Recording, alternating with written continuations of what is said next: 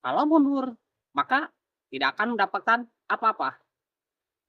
Teman-temanku, sahabat-sahabatku pemula dimanapun Anda berada. Kalau misalkan kalian sudah memutuskan untuk menjadi seorang konten kreator, maka kalian jangan pernah berpikir untuk mundur. Karena apa? Karena kalau misalkan kalian berpikir untuk mundur dan betulan kalian itu mundur, maka kalian tidak akan mendapatkan apa-apa di dalam berkonten itu. Kalian hanya akan menjadi seorang konten kreator yang gagal.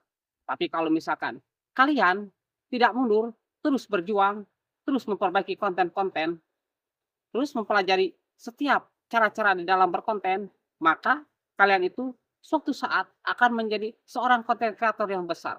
Bahkan mungkin bukan hanya di suatu platform, tapi di berbagai macam platform. Karena apa? Karena secara tidak langsung kalian itu akan terus mempelajari tentang yang namanya menjadi seorang konten kreator.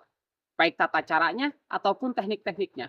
Dari cara berbicara, dari cara menyampaikan suatu materi, dan dari cara mengemas sebuah konten. Secara tidak langsung, kalian itu sedang belajar atau berlatih menjadi seorang konten kreator yang besar.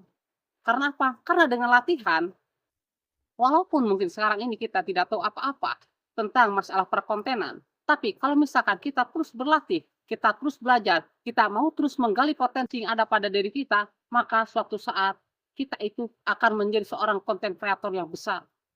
Karena seorang konten kreator yang besar itu seorang konten kreator yang tidak berhenti untuk belajar. Mereka terus belajar, mereka terus memperbaiki konten-kontennya, dan mereka terus mengevaluasi konten-konten mereka.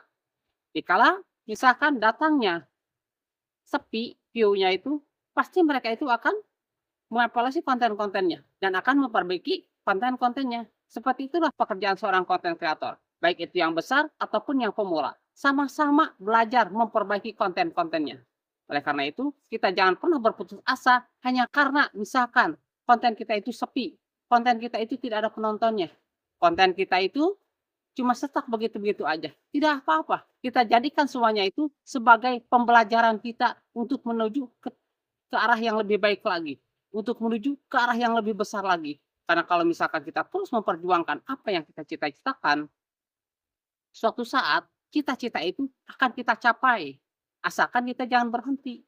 Syarat utamanya itu jangan sampai berhenti. Karena kalau misalkan kita berhenti, kita tidak akan belajar lagi. Tapi kalau misalkan kita terus belajar dan terus memperjuangkan cita-cita kita, maka kita akan mendapatkan cita-cita itu. Karena menurut orang-orang yang sudah, konten itu seperti ketagihan. Karena apa? Kalau misalkan kalian ini mengonten, lalu berhenti